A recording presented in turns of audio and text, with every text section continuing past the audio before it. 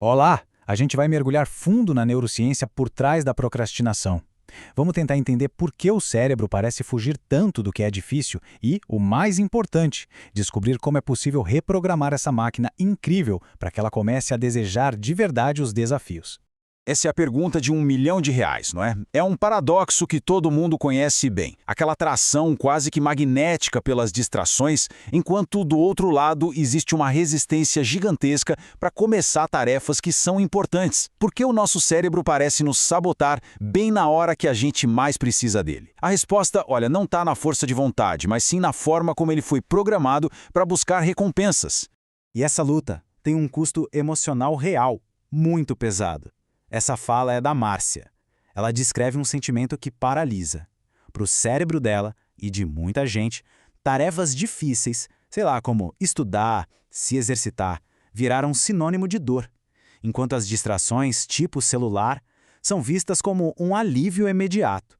Não é algo abstrato, é um sofrimento diário.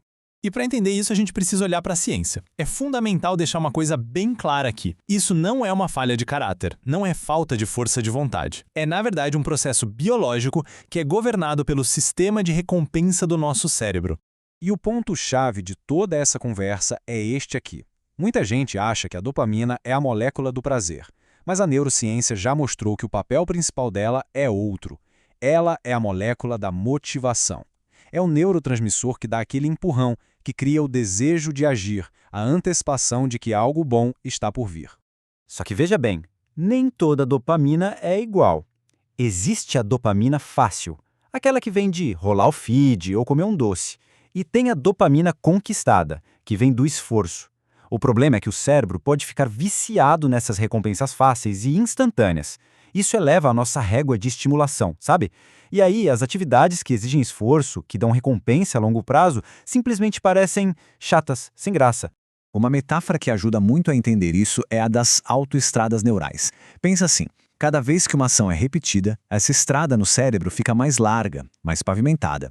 Com o tempo, o cérebro, que é uma máquina de otimizar energia, vai naturalmente seguir pelo caminho mais fácil, ou mais batido. Não é que ele esteja sabotando a gente, ele só está sendo eficiente. Então, a grande questão é como construir estradas novas? Como fazer o cérebro pegar uma rota diferente? O primeiro passo é focar em mudar a programação interna, as associações que o cérebro faz. O objetivo é fazer ele começar a associar o esforço com uma recompensa que vale a pena. E existem estratégias bem práticas para isso. Primeiro, celebrar as micro-vitórias. E é micro mesmo. Pensa no exemplo da Silvia, que começou a jornada dela comemorando o simples fato de calçar os tênis de corrida. Só isso. Esse pequeno ato já libera um pouco de dopamina. Segundo, é preciso reduzir as recompensas fáceis. É o famoso detox de dopamina. A ideia é dar um reset na linha de base do cérebro. Quando a gente faz isso, a dopamina que vem das tarefas difíceis se torna muito mais potente, muito mais eficaz para pavimentar aquelas novas estradas. E terceiro, e talvez o mais poderoso, ressignificar o desconforto. Parar de ver o esforço como dor e começar a vê-lo como um sinal de crescimento. E isso nos leva a um ponto que não dá para fugir. O desconforto não é um inimigo a ser evitado. Ele é um componente absolutamente necessário para a mudança acontecer. É nesse espaço de esforço que novos caminhos neurais são forjados e o crescimento de verdade acontece.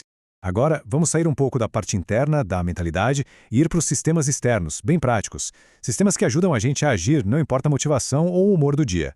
A ideia aqui é tornar o início de qualquer tarefa o mais fácil e automático possível.